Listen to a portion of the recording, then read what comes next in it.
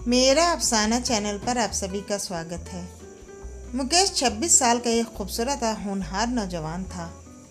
जब राज्य प्रशासनिक सेवा की परीक्षा पास कर वो अपने ही गृह जिले में एक उच्च पद पर आसीन हो गया, तब उसके सामने विवाह के लिए एक से बढ़कर एक खूबसूरत पढ़ी लिखी ऊंचे खानदान की रईस और नौकरीशुदा लड़कियों के रिश्ते की लाइन सी लग गई थी।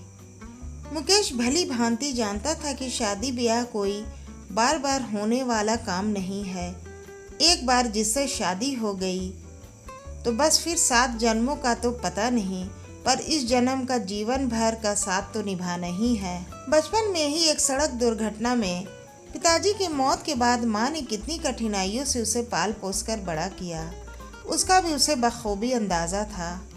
उसकी माँ ने अपने जीवन में बहुत अधिक कष्ट झेले हैं।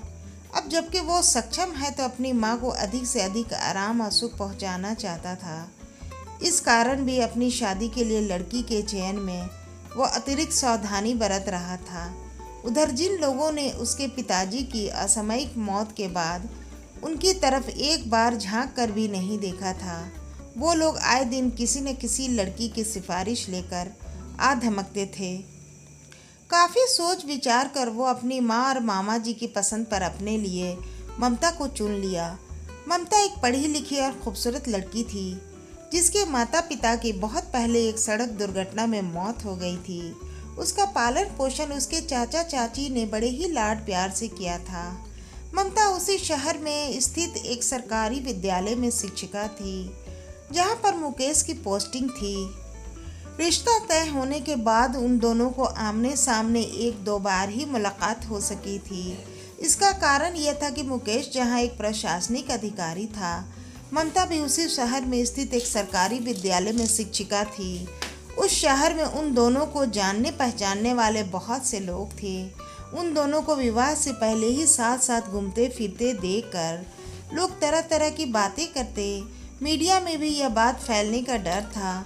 वैसे भी छोटे शहरों में ऐसी बातें बहुत ही तेजी से फैलती है, सो वे दोनों इन सब से बचने के लिहाज से आमने सामने कम ही मिलते, पर रात को फुर्सत मिलते ही मोबाइल पर घंटों बतियाते रहते। कुल मिलाकर उनका रिश्ता तय होने और शादी के बीच की 3 माह की अवधि में वो दोनों मोबाइल पर इतनी सारी बातें कर लिए कि अब उन्हें लगता ही नहीं था कि वे 3 माह पहले एक दूसरे से एकदम अपरिचित थे, एक दूसरे से बिल्कुल अजनबी थे। समय अपनी रफ्तार से निकलता गया। ममता और मुकेश दोनों के पिताजी नहीं थे, इस कारण वे आशंकित थे, परंतु ईश्वरीय कृपा से बहुत ही धूमधाम से उन दोनों की शादी यथा समय संपन्न हो गई। और अब आ गया सुहाग रात। सुहाग रात कितनी मिठास है इस शब्द में। हर युवक युवती इस खूबसूरत पल का सालों इंतज़ार करते हैं। इसके लिए वे कई प्रकार सपने बुनते हैं। आज जब उनकी सुहाग रात है तो पता नहीं क्यों समय के साथ साथ उनकी घबराहट भी बढ़ती ही जा रही थी। वैसे रिश्ता तय होने के बाद वह लगभग रोज़ ही ममता से घंटों बात कर लेता, पर यूं आमने सामने वह भी एक ही कमरे में पता नहीं कैसे वह सिचुएशन को हैंडल करेगा। इसी उधेड़-बुन में अंततः वह समय भी आ गया जब उसकी चचेरी और ममेरी भाभीियों ने उस कमरे में पहुंचा दिया, जहां पर दुल्हन के वेश में उसके सपनों की रानी ममता उसका इंतज़ार कर रही थी।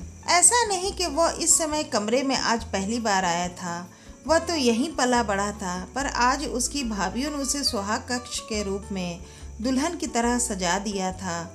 उस पर खूबसूरत बेड पर उसकी दुल्हन ममता बैठी उसका इंतज़ार कर रही थी।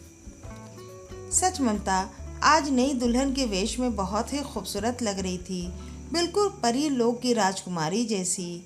किताबों और फिल्मों के माध्यम से प्राप्त जानकारी के मुताबिक मुँह दिखाई की औपचारिक रस्म अदायगी और हीरे की अंगूठी उपहार में देने के बाद मुकेश बोला, ममता आज मुझे पहली बार ये एहसास हो रहा है कि मोबाइल पर बातें करना कितना आसान होता है। पता नहीं क्यों आज मुझे तो खुद पर तरस भी आ रहा है। कितना बड़ा बेवकूफ़ हूँ मैं। ऐसा क्यों कह रहे हैं जी आप जैसे भी हैं बहुत ही अच्छे हैं। वो शर्माते हुए बोली, हाँ तुम भी तो भारतीय नारी जो ठहरी, अब तो ऐसा बोलना ही पड़ेगा ना। वह बोला, नहीं जी, ऐसी तो कोई बात नहीं है, पर आज आप ऐसा क्यों कह रहे हैं? वो शर्माते हुए पूछी। अरे भाई, तुम कितनी खूबसूरत लड़की हो, तुमसे तो मुझे प्यार मोहब्बत की बातें करनी थी, पर मैं ठहरा एक किताबी कीड़ा। पिछले 3 महीने से लगातार मैं तुमसे साहित्य, कला, खेल, संस्कृति, राजनीति का पर्यावरण की चर्चा ही करता रहता हूँ, जबकि मुझे तो तुमसे पर्यटन, फैशन, फिल्में और प्यार मोहब्बत की बातें करनी थी। वह किसी तरह रॉ में बोल गया। तो अब कर लीजिए ना, अभी कौन सी देर हो गई है? वो शर्माते हुए बोली। हाँ भी, अब तो ज़िंदगी भर वही करनी होगी। वैसे भी आज तो हमारी सुहाग रात है, तो सुहाग रात प्रैक्टिकल करें। थ्योरेटिकल क्लासेस तो ज़िंदगी भर चलती ही रहेगी ना। मुकेश उसकी हाथों को हाथ में लेकर बोला। मुकेश जी, आज तो मैं बहुत ही ज़्यादा थक गई हूँ, सिर में बहुत दर्द भी हो रहा है, नींद भी आ रही है। प्रैक्टिकल फिर भी कभी? ममता उन्नीदी आंखों से बोली। मुकेश के लिए यह अप्रत्याशी स्थिति थी, पर यह सोच कर कि अब तो जीवन भर का साथ है, जहाँ इतने साल इंतज़ार किए, वहीं कुछ दिन और सही। बोला, ठीक है मैडम जी, जैसा आप ठीक समझो। आप यहाँ पलंग पर सो जाइए, मैं वहाँ सोफे पर सो जाऊँगा। नहीं जी, आप यहीं सो जाओ ना, उधर पलंग पर ही मैं इधर सो जाऊँगी। वह एक तरफ खिसकती हुई बोली। ठीक है। मुकेश दोनों के बीच एक तकिया रखकर बोला, अब लाइट ऑफ करके चुपचाप सो जाओ। Good night. गुड नाइट, वह बोली और कमरे की लाइट ऑफ कर दी। मुकेश को नींद नहीं आ रही थी।